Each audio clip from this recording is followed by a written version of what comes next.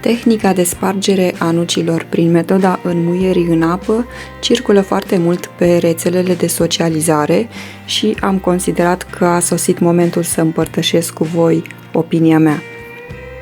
Tehnica presupune înmuierea nucilor în apă rece sau clocotită pentru a facilita spargerea coajei și a rămâne jumătățile miezului de nucă intacte. În videoclipul trecut am explicat ce se întâmplă când înmuiem nucile înainte de a le sparge. O să găsiți clipul în descriere și în colțul din dreapta sus. În acest videoclip o să vă împărtășesc câteva trucuri de spart nuci pe care le-am testat și care mi se par mult mai igienice în comparație cu metoda înmuierii nucilor în apă rece sau apă clocotită. Pentru a facilita spargerea nucilor se pot congela. Se pun într-o pungă, se strâng cu un elastic și se țin la congelator minim o zi pentru a se înmuia coaja prea tare. Se scot din congelator și se lasă câteva minute la temperatura camerei să se umezească, apoi se sparg. Acest lucru facilitează spargerea nucilor, ele fiind umede în exterior, însă miezul rămânând complet uscat.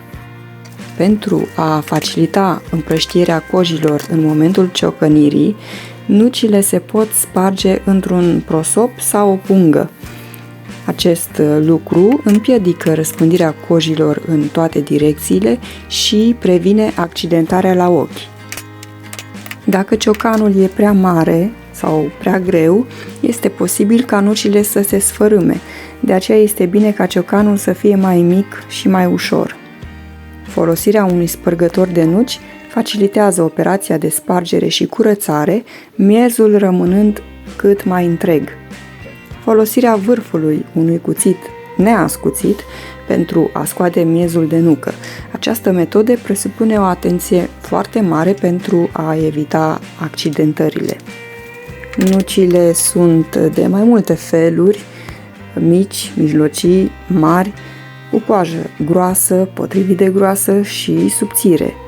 Nucile mici cu coajă groasă se sparg cel mai greu, iar nucile mari cu coajă subțire se sparg cel mai ușor.